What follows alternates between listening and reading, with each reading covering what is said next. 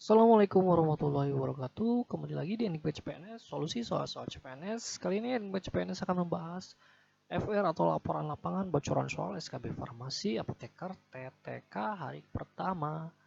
Wajib tonton sampai selesai supaya lulus SKB dan jadi PNS. Oke. FR sore TTK PMK.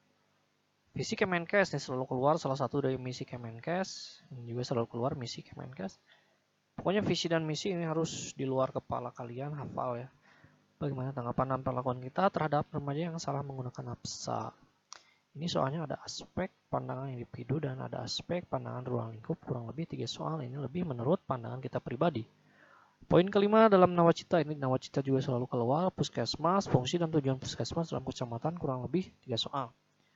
Tujuan utama keseriusan pemerintah dalam kasus SDGs untuk mengatasi apa? Kurang lebih ada 3 soal seputaran SDGs. SDGs selalu keluar nih. Pasal aborsi selalu keluar, pasal nomor 24 dalam Undang-Undang Kesehatan menjelaskan tentang apa. Oke. Tanggal 15 Oktober memperingati hari apa? Kisaran tahapan pengawasan mutu obat sampai ke produksi obat. Medikasi dan efek samping penggunaan obat tersebut. Obat yang berpotensi mempengaruhi ASI itu yang mana? Pilihannya semua obat mah, tapi pilihan yang tepat. Rumah sakit klinis dari pemberian sampai pengawasan pemberian obat ke ruang pasien, pemberian vaksin pada anak umur 2 bulan yang bisa bersamaan. KB, keuntungan program KB dalam lingkup keluarga, manfaat pemberian vaksin pada jangka panjang pada anak. Farmasi dasar kayak bio dan screening resep. Penggunaan dan aturan pemakaian antibiotik, perhitungan HNA, singkatan nama jual PBF dan apotik. UUD-JKN, penggolongan obat berdasarkan masa berlaku, VEVO, VIVO, kalau ini jawabannya terkesan menjebak. Jadi lebih hati-hati, teliti lagi dalam menelaah pertanyaan dan jawabannya. Mantap. FR TTK Farmasi PMK soal ada 2 macam, 100 soal tanpa hitungan, 80 soal kalau ada hitungan. Visi misi Kemenkes nih selalu keluar. Hitung faktor tetesan infusan, hitung HJA, hitung harga resep, SDGs kesehatan, pasal aborsi, pasal BPJS, SDGs ke-6 apa, emosi, suspensi. Krim, LP, LPO, hitung stok setahun, puskesmas, cerdik, ini cerdik selalu keluar, tahap rehab narkoba yang juga keluar, signatur AC sebelum makan, harga obat kalau beli 4 hari berapa, produksi di industri diawasi siapa, kemasan primer sekunder, manakah yang merupakan emosi GTDM. Menurut Parmakop, krim adalah. Kemudian ada TTK Farmasi Kemenkes, visi misi Kemenkes selalu keluar, visi misi sesuai Undang-Undang nomor 36, visi misi Dirjen Kefarmasian kalau nggak salah, aspek fundamentalis SDGs, kesetaraan gender masuk SDGs ke RPJMN 2015-2019 masuk ke dalam satu sistem yang besar. Sistem apakah itu? Cakupan RPJMN 2015-2019 kalau nggak salah. Salah satu opsinya ada aseptor KB, tujuan KB secara umum, imunisasi pada anak usia sekolah, ada pilihan DT dan campak. Imunisasi yang bisa diberikan bersamaan ada pilihan HB dan influenza, DT dan polio. Cerdik untuk apa? Ini cerdik selalu keluar. Ada pilihan mencegah PTM. Salah satu upaya cerdik ada pilihan istirahat cukup, pencegahan narkoba di dalam keluarga, ada pilihan mendapatkan cinta dan kasih dalam keluarga.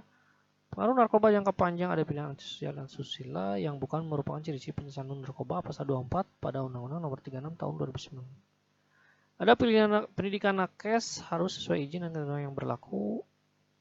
LPLOP tadi fungsinya apa gitu? Hati-hati ngejawab soalnya hampir sama semua jawabannya. FR, TK, PMK, Nawacita, RPJM untuk KIA, tablet FE, aseptor KB, rujukan BBLR, imunisasi TT, Bumi periksa rutin, visi Kemenkes, visi Dirjen Binfar. Pasal 10 UU Kesehatan, pasal 76 UU Kesehatan, peraturan JKN 12 tahun 2013, peserta BPJS, fakir miskin, setiap orang, WNI, PNS, warga asing. PHBS keluarga, hari cuci tangan kapan, makna hari cuci tangan sedunia, ini selalu keluar. Cerdik PTM, vaksin injeksi 1 bulan BCG, SDGs 6, SDGs 2, PTM utama kecuali jantung, kanker jiwa, diabetes, PPOK, HKN. Pilihan jawaban tahun 1959, gak ada tahun 1964, pencegahan primer nafsa. Imunisasi anak kelima SD bulan November, esok kodein konstipasi, cek sputum suspek TBC berapa kali, esok sabab palpitasi. Dosis propranolol dewasa 20 mg, STD dosis lansia 17 tahun, antibiotik sepsis, cetrizolid, piperacillin, tazobactam, vancomycin, amok. Eritro nggak boleh sama bumil dengan bronkitis karena kategori D, esok mulai muntah, ada spektrum lebih spesifik, ada lebih murah, tidak efektif untuk bronkitis. Interaksi penisilin G dengan vitamin C, beberapa obat mana perlu disesuaikan dosis phenytoin indeks terapi sempit. Statin mana bisa diberikan dengan rifampicin, target lipid PJK, insulin 20 IU. Hitung clearance, tapi rumusnya disediain. Pemusnahan ampul sitotoksik, pemusnahan bahan padat, stok optimum 2000, sisa obat 100, berapa permintaan? Underdose terjadi bisa karena idiosinkronis interaksi ketidaksesuaian rute formula. Ya, ada VR lagi yang ingat aja ya, TS apoteker Pemkap. Tetrasiklin yang tidak membentuk kelat dengan produk susu, perhitungan pemesanan obat jika diketahui sisa stok dan pemakaian optimum LPLO. Panjangan ASKES HKN pertama, misi dan visi Kemenkes, eritromisin, kenapa tidak boleh untuk ibu hamil, konseling, rekonsiliasi obat, undang-undang tentang tenaga kesehatan, undang-undang SSJN, penggunaan prazolam untuk ibu menyusui, ES kodein. Jabatan fungsi apoteker jika BAB merah, kulit merah, obat apa yang dimonitor, aspirin, clopidogrel, amlodipin, simvastatin, apa yang terjadi pada stroke, iskemik. Ketepatan pemberian obat, tepat dosis, tepat indikasi, dan lain-lain. Kemudian ada FR lagi nih, 1 September 2020 apoteker Kemenkes, nawacita keluar 7-10 nomor. Soalnya dibalik-balik disangkut pautkan dengan SDGs, RPJMN, implementasi program Menkes. Era Jokowi Ma'ruf gak keluar sama sekali. Penyakit TBC, HPI, sepsis, diare, ini pasti bisa jawab yang ditanya seperti efek samping obat, kencing berwarna merah, dan sebagainya. Hari AIDS sedunia tanggal berapa? Covid gak ada keluar. HNA, PPN obat, soalnya sederhana pasti bisa jawab. Hitung infus berapa tetes yang diberikan pasien selama 1 menit.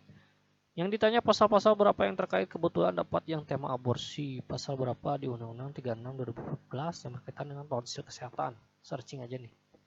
Siapa yang mengeluarkan SIPA? Ini pilihan gak ada PTSP seperti soal lama. Jawabannya masih Dinkes Kota Kabupaten. PHBS tepat rumah tangga, kasus-kasus pemberian obat dengan hasil lab pasien nembak, kondisi pasiennya gangguan ginjal, gangguan jantung, dan sebagainya. Obat terapi ABC ini campur-campur obat TM, asam urat, dan hipertensi. Mereka obat yang tidak tepat pemberian. Penanganan apa yang harus dilakukan? Naikkan dosis, turunkan dosis, ganti obatnya, dan sebagainya. Penanggulangan APSA dapat sekitar 3 nomor, cerdik, diet seimbang, visi dirjen yang termasuk PBI, peraturan terkait BPJS, dan tanggal berapa serentak berlaku. Vaksin polio harus dibawa menggunakan apa selama perjalanan sejak harmonisasi ASEAN yang diregistrasi kosmetik menjadi apa? Kodein masuk gol apa? Narkotik, psikotropik, adiktif.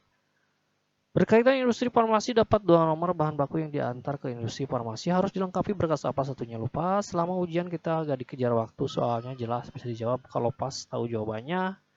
Hanya saja emang harus menguasai banyak hal. Menurut saya soal yang membingungkan dijawab hanya pada pertanyaan terkait nawacita, RPJMN, program Dirjen, Menkes, bahasanya pemerintah banget, mirip-mirip.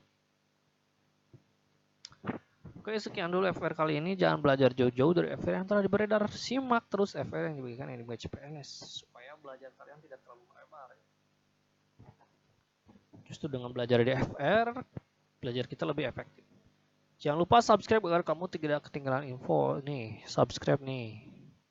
Tombol merah di pojok kanan bawah, oke? Semoga kalian lulus SKB dan diterima jadi PNS. Akhir kata, wassalamualaikum warahmatullahi wabarakatuh. Sampai jumpa di video berikutnya.